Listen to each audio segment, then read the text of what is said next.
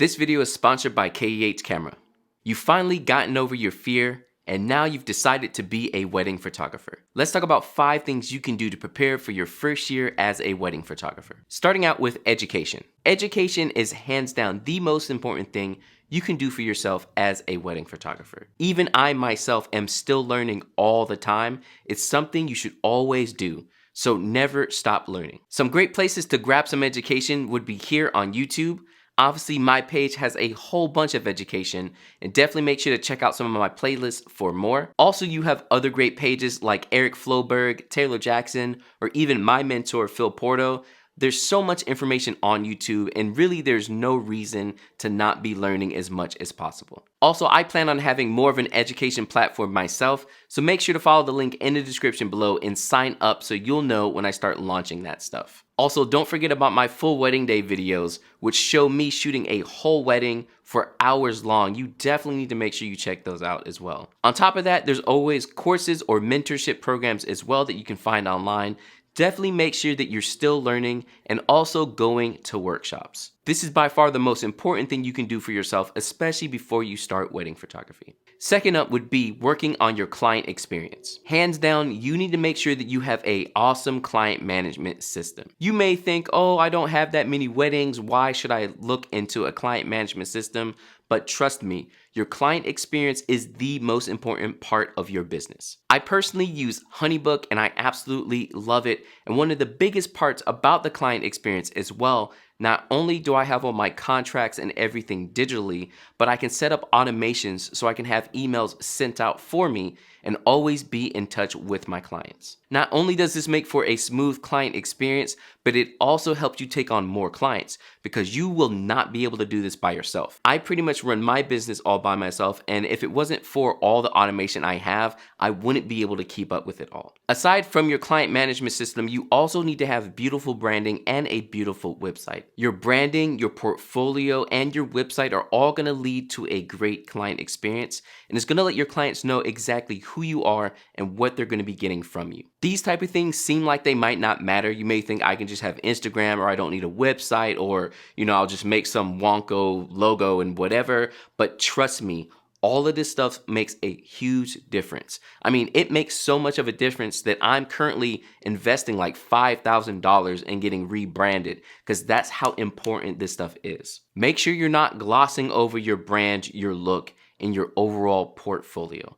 This all goes into your client experience. Third, make sure your gear is ready for a wedding season. Now, there's a whole bunch of different gear that you could get, and we could sit here all day talking about cameras and lenses and flashes and so on and so forth, but honestly, you really just need to make sure you're comfortable with your cameras and you have cameras that are very capable. I just made a video about what starting wedding gear you should be getting, and I'll link that down below in the description, but definitely make sure you have 2 camera bodies. Make sure that you're also using great SD cards that are fairly fast, about 95 to 170 megabits a second, and also make sure you have a decent flash system. Now, one big thing is while you're building your kit, make sure not to waste all of your money, which you can do this with this video's sponsor, KEH Camera. KEH Camera is hands down the best place to buy used gear. And if you're buying used gear, you're going to be saving yourself a bunch of money. But the thing is, you may think used and go, oh, there's no way this can be that great. But honestly, KEH's used inventory is absolutely stellar. I've bought a couple of lenses from them myself and was surprised at the quality of the lens. On top of being able to buy used gear, you can also sell your gear to KEH Camera. This is a great way to get newer gear that you need and build your kit out with some stuff that you might not be using as much. I personally did it myself and it was an extremely easy process. I just hopped on a Zoom with a KEH Camera Pro. They helped me out and they sent the money right to my PayPal. I highly recommend them if you're trying to build your kit or just switch out a couple of lenses. So make sure to check out the links below in the description for 5% off of your first purchase or a 5% bonus towards anything you sell to KEH Camera. Definitely make sure to check them out and build your kit the right way. Now, one last tip with your gear as well, make sure when you're buying stuff, don't just buy absolutely everything. So like when it comes to your lenses, pick if you're gonna be team zoom or team prime, and then just stick with it. There's no wrong answer. Make sure your camera body has dual card slots. You don't have to, but it's worth it. These kind of things, again, I talked about in my other video, are gonna be important. It will help you, again, save money and also not get up into gear acquisition syndrome. Fourth up is practice. Make sure you're always practicing. Always. You should be so comfortable with your camera that it's like the back of your own hand. For tips on practicing, shoot whatever you can. Your own family, your friends, anyone you know. Take whatever pictures you can. Volunteer for events. Do whatever you can to get some practice in on your cameras and get comfortable. Because again, wedding days do not stop for you. And if you're sitting there chimping on your camera because you don't know the settings, you are not ready for what's gonna be happening. Another tip for practicing is actually doing street photography. I've said it many times before and no one wants to believe me, but street photography is probably one of the closest things you'll get to wedding photography. Mainly because it's fast paced, and when you see a moment that you absolutely want, it's gone like that if you don't get to it before it happens. You can't go back to someone on the street and be like, hey, can you walk back by that thing again? Like, you could do it, but come on, like, it just ruins the whole moment. And it's the exact same thing at a wedding. If there's a candid moment and it's happening and you see it about to happen and you miss it, you can't go back, oh, hey, can you hug like that again? It just won't be the same. So street photography is a great way to practice. I actually made a video about that as well, linked down in the description for you all to check out. And fifth,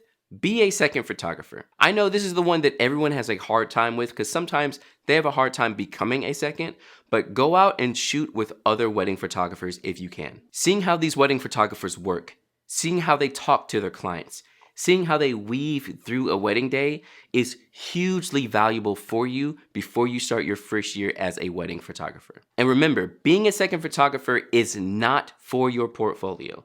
While you can get some good photos, your main focus should be getting used to what a wedding day feels like, getting used to being on your feet all day, getting used to not eating all day.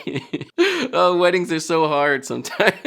And just seeing how the photographer works, talks to their couples, and takes their photos. Also, if you have settings questions or seeing how they're doing their flashes and lights, you can ask them then as well. Just keep in mind, as a second photographer, you're there to support the main. So don't be out there trying to get things just for you. Don't be out there trying to fill your portfolio. You need to really be out there providing for the main photographer. Once you've done all of these steps, you will be prepared for a wedding season. Now, keep in mind, you'll only be as prepared as you ever want to be. When you go to your first wedding, you're not going to feel prepared.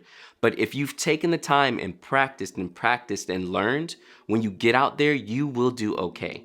You might have some small failures, but honestly, that's how you learn. I've always had a failing forward mindset, and that's what has helped me get to where I am in my wedding photography business. And if you want to further yourself and your education, don't forget to check out some of these videos here where you can see everything that I do during my weddings and learn all that I've shared so far on YouTube.